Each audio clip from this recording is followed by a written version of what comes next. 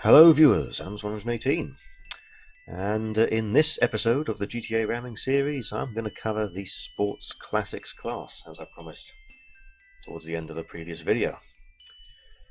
Now, at time of recording, during the After Hours update, there are 37 vehicles in the class, and as always you are seeing all of them now in a countdown from worst to best in terms of momentum. And for those of you who do not know what momentum is or how it's calculated, it is effectively defined as mass times velocity, or in simpler terms, weight times top speed. And the values that you're seeing on screen, the 5-digit values and eventually 6-digit values, are the actual values calculated in kilogram meters per second to the nearest whole number. So we obviously need all of the values for the top speeds and the weights in order to make these calculations. Where do we get those from? Well, the great Bruffy1322, of course. He has tested all of these vehicles' top speeds and has published a very easy to use testing spreadsheet which contains all of these tested values and also contains the values for all the weights of these vehicles that come from the handling files.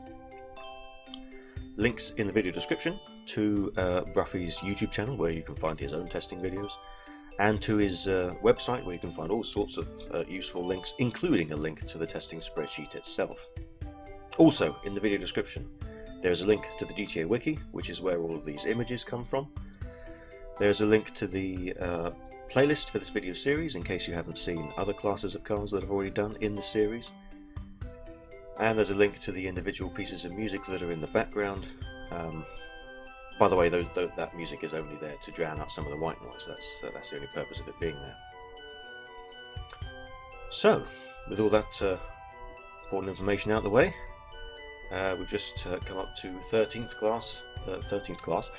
place here with the Rapid GT Classic, one of the better performing cars in the, in terms of overall performance. But it's not very heavy, so it gets quite far down on the list really. And then we have the JB700 in 12th place, and the Tornado Mariachi in 11th place. A very, very rare vehicle, never seen one of those before. And then in 10th place we have the Frankenstanger, which I only found out rather recently was not called the Frankenstrange. But then again, I've never seen one of these vehicles either, so I guess it doesn't really matter.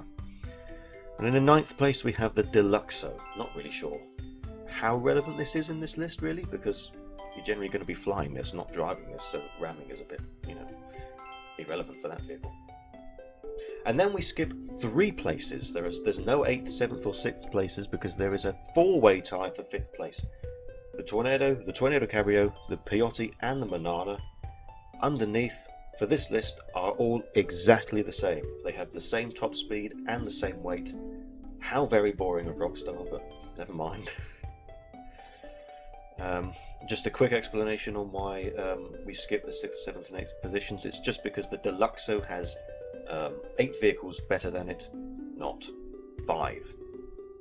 And then we have the Tornado Rat Rod in 4th place, which is just half a mile per hour faster than the 4 previous vehicles, so it doesn't get a huge boost to its momentum.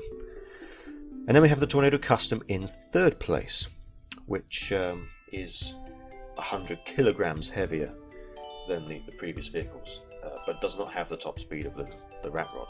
Still, the weight difference is clearly more significant here than the speed difference.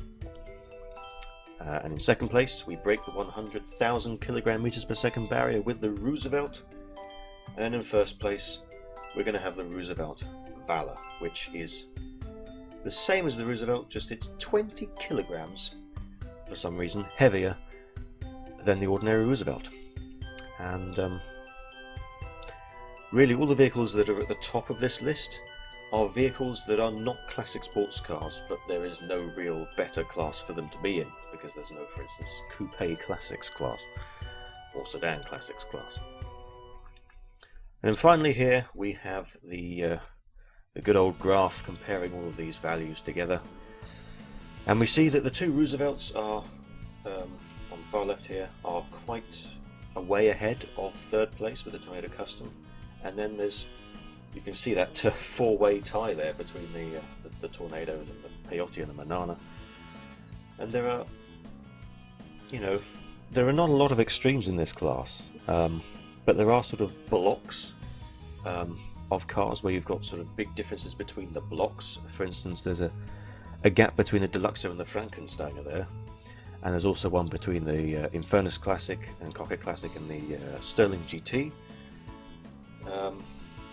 The GT500 and the Michelin GT right at the bottom, they're pretty far below everything else as well. And there's a difference between the Cheburek and the Swinger. So, sort of different approach with this class. There's sort of significant blocks where there are big differences between the blocks, rather than in the sports class and the supercars class that I've covered already, where generally from vehicle to vehicle there isn't a great deal of difference. Okay, so that's enough theory crafting. Let's see a couple of these vehicles actually in action. Now, I did test more than 2 vehicles, but originally the recordings failed, so I had to re-record them, and as it turns out, vehicles from different positions in the class didn't tend to perform differently to each other. Not so much that I could really tell, to be honest. The vehicles that you're seeing here, we've got the Tornado on the left, which was one of those that was in the joint 5th place, and the GT500 is on the right, which was in 37th place, last place.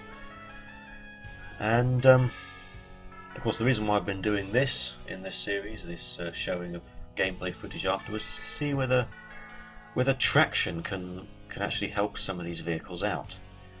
And the short answer for the Sports Classics class is no, it doesn't.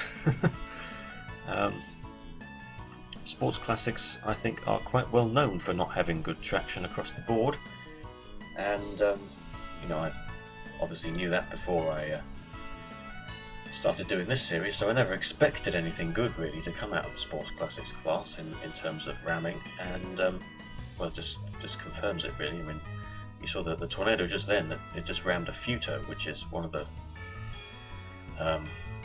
very light cars that you can ram that actually spawn, and the Tornado just didn't like it at all, just absolutely span out sort of 180 degrees, and it tends to, for some reason, like to raise its arse in the air whenever it rams something. I don't know why it does that. But basically, none of them have good traction, and there's no reason for me to show you any other vehicles. None of them perform well at ramming. I don't have any of the top 4 vehicles in the class, so I couldn't test those, unfortunately, but I don't imagine that they'd be any better. I mean, after all, they're all really old cars, and they don't have much traction. So, that's basically it for this video, viewers. Do, of course, feel free to subscribe if you aren't already for more vehicles, for more vehicle classes in this series. The muscle class will be next. Another class that's famous for having not very good traction, but we'll see if there are any surprises when we come to it. For now, viewers, I hope you enjoyed watching. Maybe you found this information useful, or at least interesting, and as always, good luck with whatever games you're playing, and I'll see you next time.